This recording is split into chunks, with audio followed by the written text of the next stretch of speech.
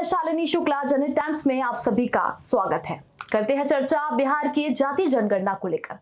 वैसे भारतीय राजनीति हो या चुनाव, इनमें जातियों का बड़ा महत्व होता है। धर्म, जाति और समुदाय को बांटने का सिलसिला अंग्रेजों के जमाने से चला आ रहा है।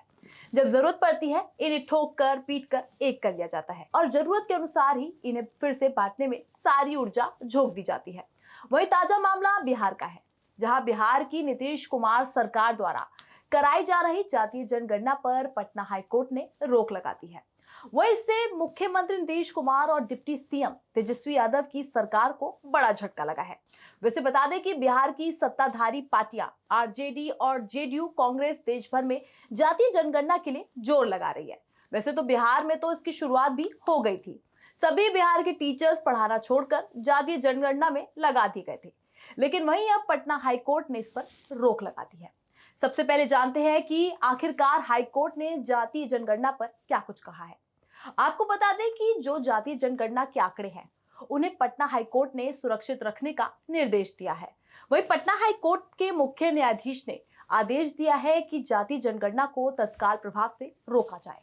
वैसे बता दें कि जस्टिस विनोद चंदन की बेंच ने यह फैसला सुनाया है। वहीं आपको बता दें कि इस मामले को लेकर हाईकोर्ट में न्यायालय में 2 दिन की सुनवाई हुई थी, जिसके बाद ये फैसला लिया गया है। वही इस मामले की अगली सुनवाई बता दें कि 3 जुलाई को होगी। साथ ही आपको बता दें कि इस याचिका में कहा गया है कि लोगों की जातीय, उनके कामकाज और योग्यता का ब्यौरा लेना उनकी निजता का उल्लंघन है। साथ ही ये भी कहा गया है कि संविधान प्रदेश सरकार को इसकी अनुमति नहीं देता और साथ ही इसके लिए 500 करोड़ रुपए खर्च किए जा रहे हैं। इसे भी याचिका में जनता के टैक्स के पैसों की बर्बादी का करार दिया गया है। वैसे तो केंद्र सरकार सुप्रीम कोर्ट को पहले ही बता चुकी है कि जातीय आधिकारिक जनगणना नहीं कराई जाएगी। वहीं इस फैसले के बाद बिहार में जोरों पर राजनीति हो रही है। चलिए अब बताते हैं कि इस फैसले के बाद किस किस ने बयानबाजी की है।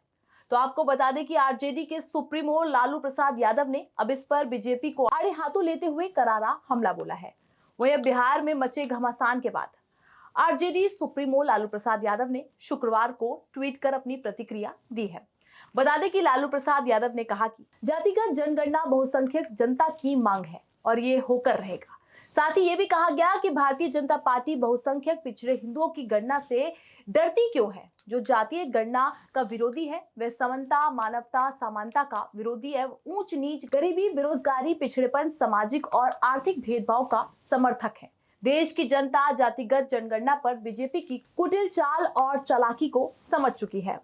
वह इससे पहले बिहार के डिप्टी सीएम और लालू प्रसाद यादव के छोटे बेटे तेजस्वी यादव ने भी गुरुवार को बड़ा बयान दिया।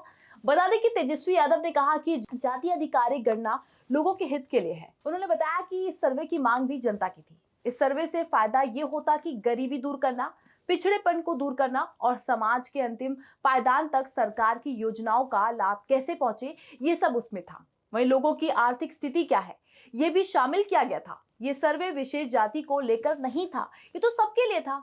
वह इस मामले में बिहार के सीएम नीतीश कुमार ने भी कहा था कि जातीय जनगणना सबके हित में है। साथ ही उन्होंने ये भी कहा था कि ये बात उनकी समझ से परे है कि लोग इसका विरोध क्यों कर रहे हैं।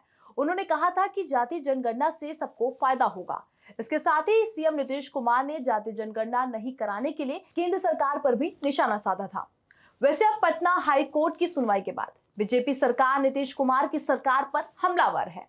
वहीं बीजेपी के प्रदेश अध्यक्ष सम्राट चौधरी ने कहा कि नीतीश कुमार जानबूझकर ये सब नाटक करवा रहे हैं। हाईकोर्ट में नीतीश कुमार ने सही से पक्ष नहीं रखा, जिस वजह से हाईकोर्ट की ओर से यह अंतरिम रोक लगा दी गई है। वैसे भी नीतीश कुमार को असंवैधानिक कार्य करने की आदत जो है, इस आदेश के लिए पूरी तरह से नीतीश कुमार ही जिम्मेदार है। वहीं आगे पूर्व उप मुख्यमंत्री एवं राज्यसभा सदस्य सुशील कुमार मोदी ने भी कहा कि अगर कोई कोर्ट ने अंतरिम स्थगन आदेश दिया है तो उसके लिए बिहार की सरकार ही जिम्मेदार है। साथ ही आगे कहा कि नीतीश कुमार को पिछड़ों से कोई मतलब नहीं है। उनका पिछड़ा विरोधी चेहरा बेनकाब हो गया है। उन्हें लगता है कि MY समीकरण जिसके कारण इनकी सरकार चल रही है। साथ ही बता दें कि नेता विरोधी दल विजय कुमार सिन्हा ने इस पर कहा कि बीजेपी शुरू से ही जातीय जनगणना का इस आधार पर समर्थन किया था कि एक समान नीति, पद्धति एवं कार्यान्वयन प्रारूप बनाकर सबकी सहमति लेंगे और इसे पूरा कराएंगे, लेकिन पहले दिन ही इसकी नीयत में खोट है। नीतीश पर हमला करते हुए उन्होंने कहा कि पहले इन्होंने 2002 में NDA छोड़ा और फिर इसके बाद कार्यान्वयन के लिए त्रुटि नीति बनाई है। वैसे एक तरफ बीजेपी जहां जाति जनगणना पर नीतीश कुमार को घेर रही है, तो वहीं दूसरी तरफ बीजेपी के सीनियर विधायक ज्ञानेंद्र सिंह ज्ञानू उनके समर्थन में आ गए हैं। ज्ञानेंद्र सिंह ज्ञानू ने कहा कि स्वर्ण हो या पिछड़ा या फिर दलित जातीय गणना सबके लिए फायदेमंद है। इसके लिए जातीय जनगणना होनी आवश्यक है। वैसे क्या इससे हो सकता है कुछ नुकसान, ये जानना बहुत ज्यादा जरूरी है। अगर हम समझे तो जातीय जनगणना से आरक्षण का मुद्दा फिर तूल पकड़ सकता है। इससे होते ही देश में तूफान खड़ा हो सकता है।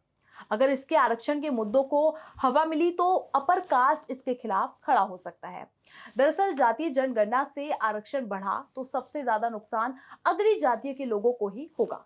ऐसे में पूरा मामला नए सिरे में अगड़ों पिछड़ों में ध्रुवीकरण करा सकता है, जिसका असर वोट बैंक पर भी होगा। वैसे तो मोटे तौर पर इस देश के कई राज्यों में इस तरह की आवाज उठ रही है, लेकिन सबसे ज्यादा मुखर तरीके से बिहार में इसके पक्ष में माहौल भी बन रहा है और इसका सियासी लाभ लेने की भी कोशिश की जा रही है। वही अब समझते हैं कि क्या फायदा हो सकता था नीतीश कुमार को। तो बता दें कि 2024 में चुनाव है, जिसके कारण ये जाति जनगणना का मुद्दा तूल पकड़ रहा है, क्योंकि आखिरी बार ये जनगणना 2011 में हुई थी और इस जनगणना को कराने से सरकार को पता चल पाता कि बिहार में कितने प्रतिशत के लोग हैं, कितनी अलग अलग प्रकार की जाति के लोग हैं और कहीं ना कहीं इससे फायदा बिहार की सरकार को चुनावों के वोट बैंक में जरूर होता। वैसे आपको क्या लगता है कि बिहार में जाति जनगणना होनी चाहिए या नहीं होनी चाहिए? जो भी आपकी राय होगी अपनी राय कमेंट सेक्शन में जरूर बताएगा। फिलहाल देश दुनिया की तमाम खबरों के लिए बने रहे जनहित टाइम्स के साथ।